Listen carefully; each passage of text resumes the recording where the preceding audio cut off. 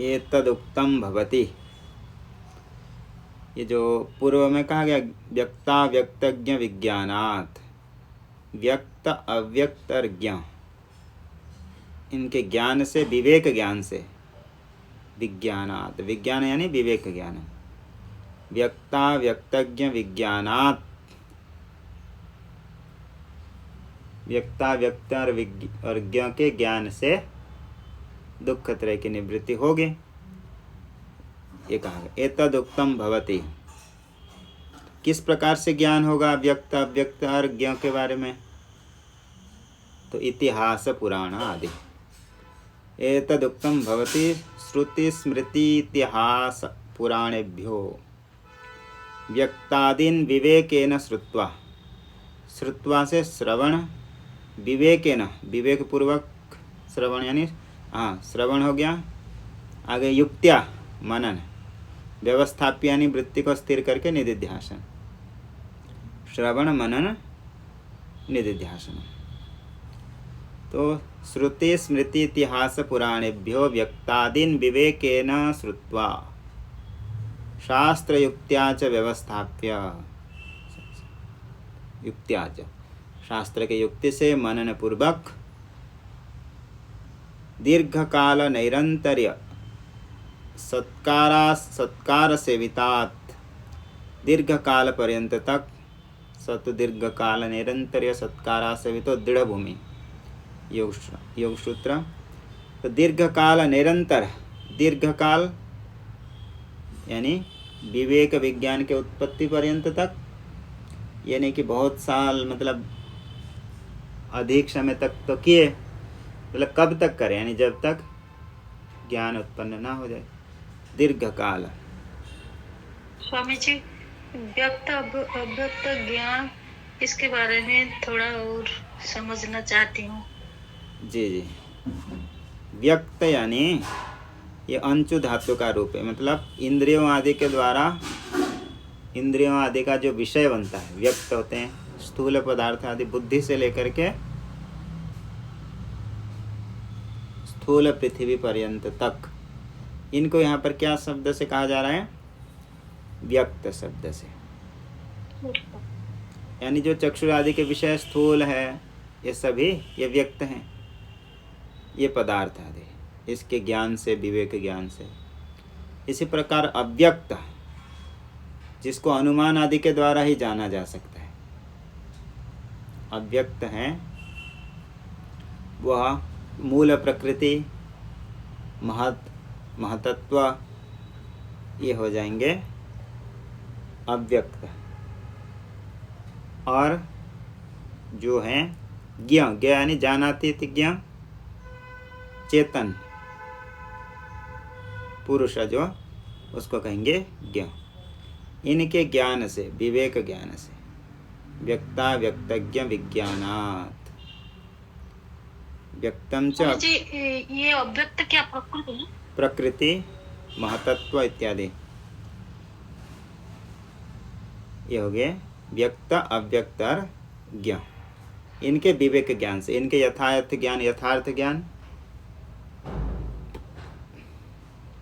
कि पुरुष जो है, आगे बताएंगे 66 कारिका आदि में कि इनके यथार्थ ज्ञान किस प्रकार के है। मैं यह जड़ चेतन नहीं हूँ, अब प्रकृति नहीं हूँ, इनके धर्म से अलग हूँ, इस प्रकार के नाहम, अगला ही पंक्ति में है जो ज्ञान होता है। एवं तत्वभ्यासात न अस्मि न मैं नाहम इत्यादि जो विवेक ज्ञान से दुख त्रय की निवृत्ति होती है, ये आगे ही बताएंगे। तो इनके विवेक विज्ञान से दुख त्रय की निवृत्ति होगी। तो इन सभी का ज्ञान कहाँ से होगा? शास्त्रों से। शास्त्र में आया है, जैसे कि कठोपनिषद आदि में भी आता है, इंद्रियेभ्यः परा अर्था अर्थेभ्यश्च परम मनः मनसस्तु परा बुद्धेर्यो बुद्धे परतस्तु सः।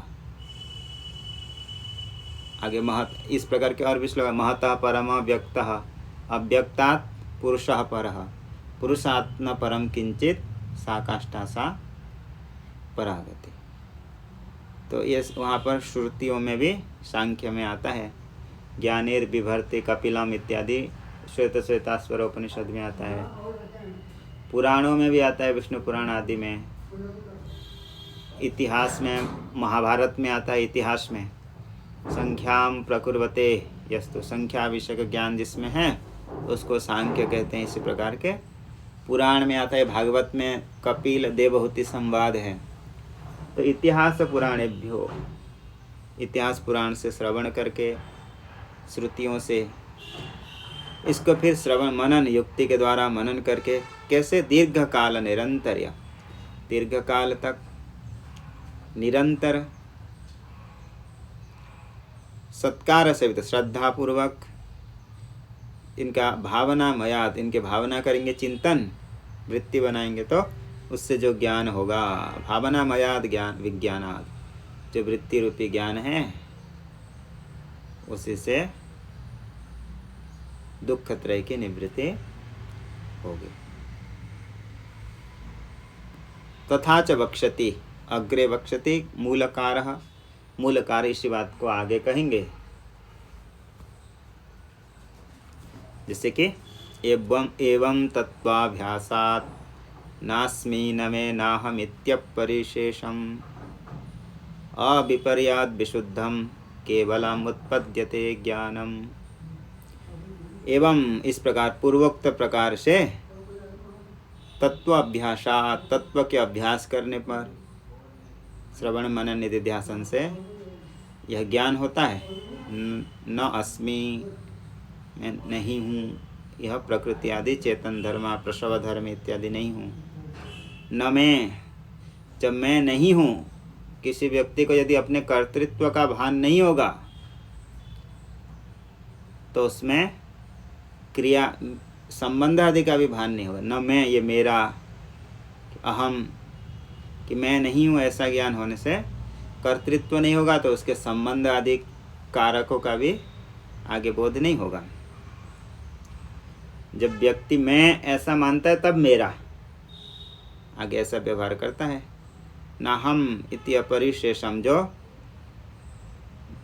अविपर्याद विशुद्धम, और यह जो ज्ञान है विशुद्ध है क्योंकि अविपर्य है।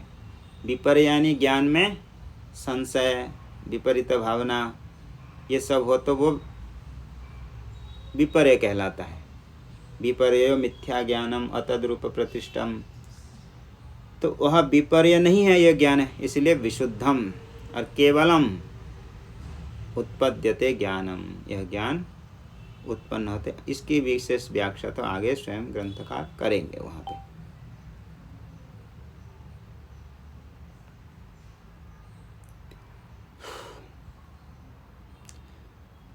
तदेवं प्रेक्षावद अपेक्षितार्थत्वेन, एवं इस प्रकार ये प्रेक्षावद अपेक्षितार्थत्वेन, प्रेक्षावद यानी विद्वान, विद्वान लोगों के अपेक्षित अर्थ है कौन? सांख्य शास्त्र।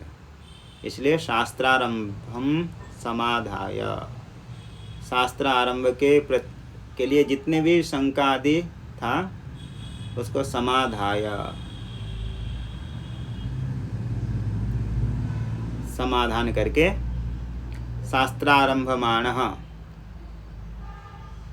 श्रोत्र बुद्धि समावधानाय तदर्थम संक्षेपतः प्रतिजानिते।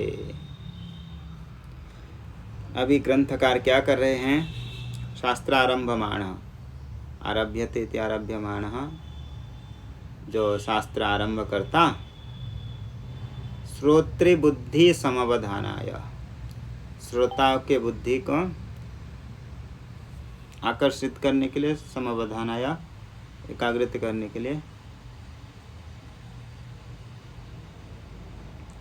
अतः समवधानाय तदर्थम संक्षेपतः प्रतिजानिते, संक्षेप से प्रतिज्ञा कर रहे हैं आगे के श्लोकों के द्वारा कि शास्त्र को आरंभ करना चाहिए। क्यों?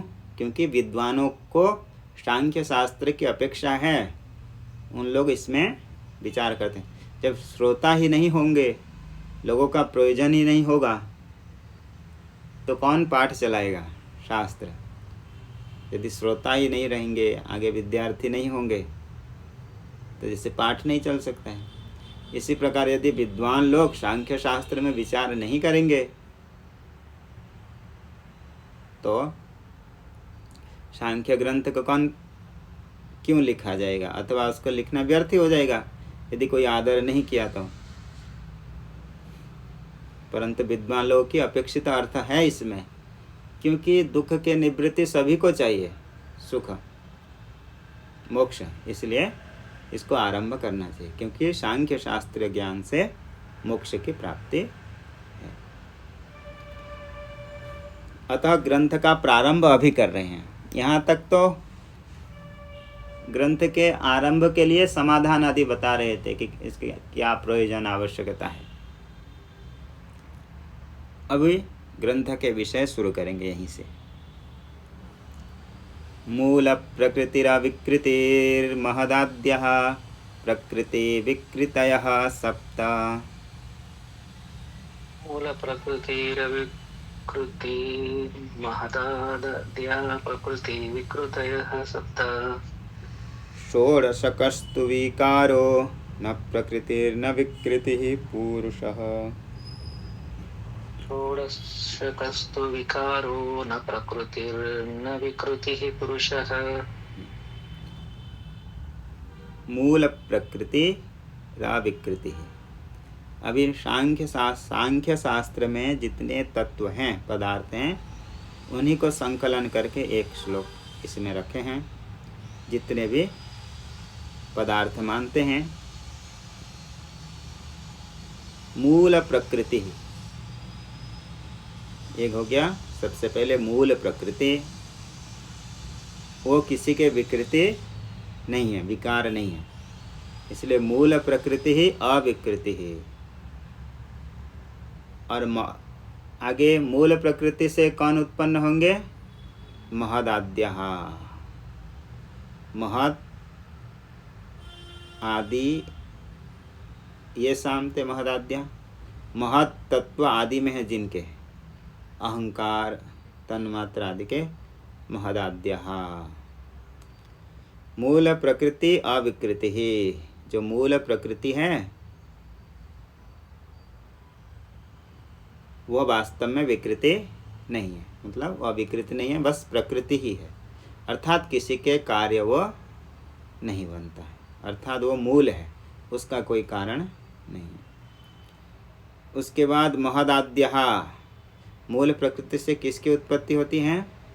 महतत्व आदि की, महतत्व अहंकार, आगे पंच तन्मात्रा, ये सब वह क्या है? महदादि प्रकृति विकृतयः सप्त। ये जो 7 हैं ये प्रकृति भी हैं और विकृति भी है। अपने कार्य के प्रति प्रकृति हैं और पूर्व अपने पूर्व जो कारणों के प्रति विकृति है। तो महदाद्यः प्रकृति विकृतयः सप्त। महदादि 7 जो पदार्थ हैं वो प्रकृति भी हैं और विकृति भी है। आगे इनसे जो उत्पन्न होंगे, क्योंकि ये प्रकृति भी हैं, तो इनसे जो उत्पन्न होंगे 16 पदार्थ। षोडशकस्तु विकारो, जो 16 पदार्थ उत्पन्न होंगे वो विकार हैं। न प्रकृतिर न विकृति ही पुरुषः। और एक जो पुरुष तत्व है चेतन, वह वास्तव में प्रकृति भी नहीं है कि विकृति भी नहीं है। तो देखिए कितने पदार्थ हुए। सबसे पहले हुआ एक मूल प्रकृति, उसके बाद महतत्व, महतत्व से अहंकार 3, फिर अहंकार आदि से 5 तन्मात्रा, कितने हो गए? 8 अभी तक।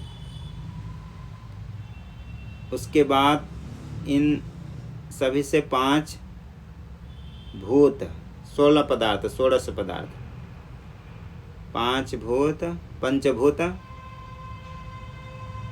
10 इंद्रिय, 5 ज्ञानेंद्रिय, 5 कर्मेंद्रिय और मन। कितने हो गए? 16। ये हो गए 16 और पहले थे 8, 24, आगे एक पुरुष, 25। न प्रकृति न विकृति है पुरुष। जो पुरुष है वो किसी के प्रकृति भी नहीं है कि किसी के विकृति भी नहीं।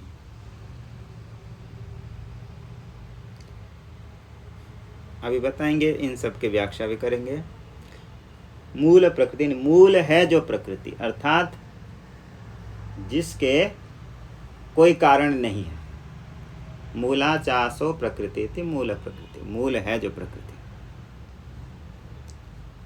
वो मूल प्रकृति विकृति है? नहीं है। वो किसी के विकार कार्य नहीं है, इसलिए वो अविकृति है। मूल प्रकृति क्या है? अविकृति। जो महद और अहंकार, उससे 2 हुए। प्रकृति से पहले महतत्व, महतत्व से कौन हुआ? अहंकार। ये दोनों प्रकृति हैं कि विकृति हैं? विकृति। विकृति भी है और प्रकृति भी है, दोनों हैं। ये मूल प्रकृति के विकृति हैं, कार्य हैं, और आगे कारणों के लिए वो आगे के कार्य के लिए वो प्रकृति है।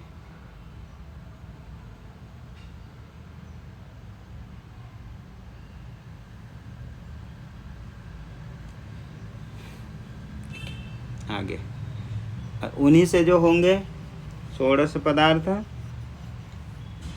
वो विकृति है, प्रकृति नहीं है।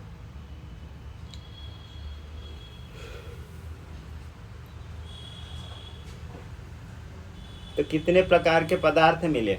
एक प्रकृति पदार्थ हुआ, एक विकृति पदार्थ, प्रकृति और विकृति 2 प्रकार हो गए, और एक विकृति पदार्थ तृतीय, और एक चतुर्थ ऐसा पदार्थ हुआ, वो प्रकृति भी नहीं है कि विकृति भी नहीं। तो कितने प्रकार के पदार्थ हुए? 4। देखो,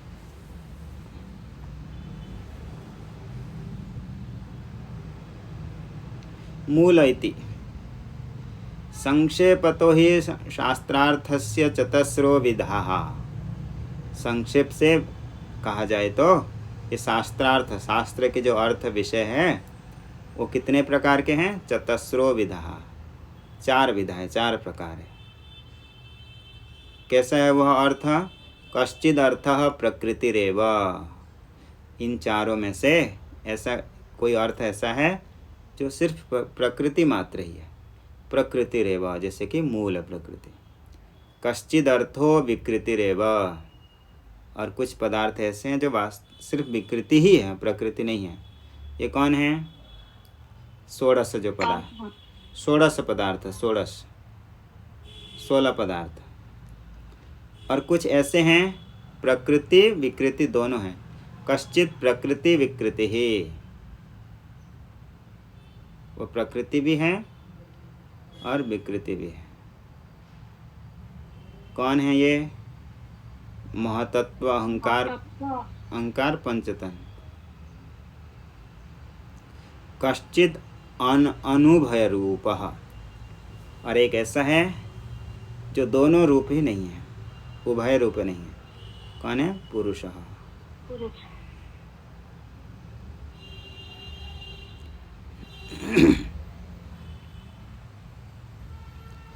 तत्र का प्रकृति ही? तत्र यानी चतुर्ष मध्य, उन चारों में, 4 पदार्थों में। इत्युक्तम, का प्रकृति ही? प्रकृति कौन है? तो उसके लिए बता रहे हैं इति उक्तम मूल प्रकृति अविकृति प्रकरोति इति प्रकृति प्रधानम। सभी संपूर्ण जगत को व्यवस्थित रूप से क्या करता है, उत्पन्न करता है, यानी पुरुष के संसर्ग से चेतनमिव, चेतन के जैसे लगता है, और ये प्रकृति जगत की उत्पत्ति कर रही है।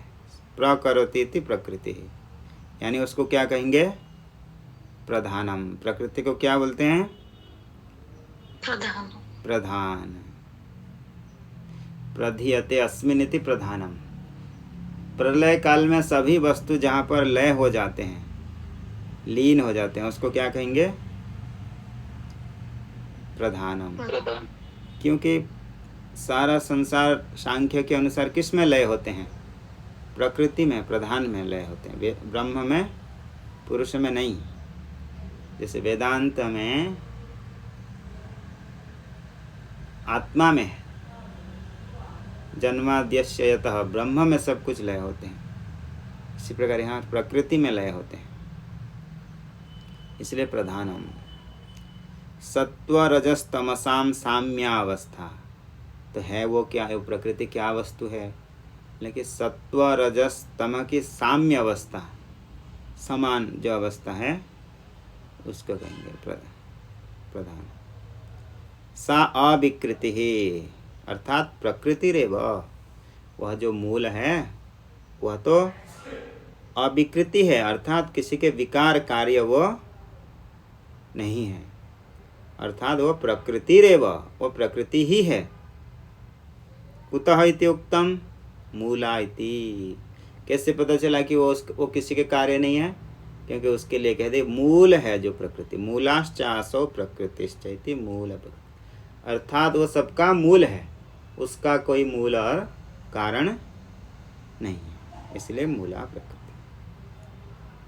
किसका मूल है वो, विश्वस्य कार्य संघातस्य सा मूलम, सारे विश्व प्रपंच का कार्य संघात का, कार्य समूह का वो मूल है, इसलिए उसको क्या कहते हैं, मूल प्रकृति। न तो अस्या मूलांतरम अस्ति, क्योंकि मूल प्रकृति का और कोई मूल नहीं है। अनवस्था प्रसंगाद, यदि मानेंगे तो क्या आपत्ति है, अनवस्था, आपने सभी संसार का मूल को जो है उसको आपने माना प्रकृति। अब प्रश्न होगा कि उसका कोई मूल है कि नहीं है। यदि मानेंगे उसका भी कोई मूल है तो वहाँ जा कर के फिर विचार करना पड़ेगा उसका कोई मूल है कि नहीं, वहाँ पर विचार करना पड़ेगा। ऐसे यदि आगे आगे जाते जाएंगे तो कहीं स्थिति तो होगी ही नहीं, अनवस्था, आगे आगे जाते ही रहेंगे तो अनवस्था मूल अक्षय करे, निद्रा अक्षय करे, तो कभी व्यक्ति सो ही नहीं सकता, वही विचार करता रहेगा कि उसका मूल कौन है, उसका मूल कौन है। इसीलिए करे कि नहीं, जो सबका मूल है वही प्रकृति है, उसका कोई मूल नहीं है। अनवस्था प्रसंगात, तो अनादि है जो प्रकृति है, उसकी कोई सृष्टि आदि नहीं है, वो किसी के कार्य नहीं है, वो मूल है। फिर कहेंगे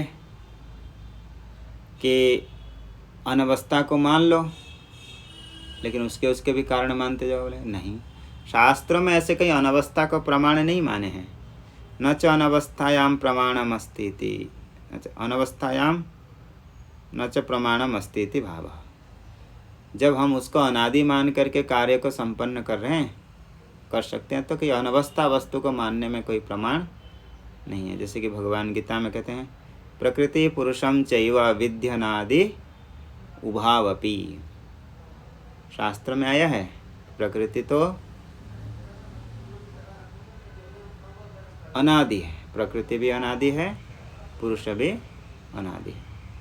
और संभवतः एक सांख्य शास्त्र सूत्र भी आता है, मूले मूला भावा तद अमूलम, जो मूल है उसका कोई मूल नहीं होने से उसको अमूल ऐसे कहा जाता है। मूले मूला भावा तद अमूलम।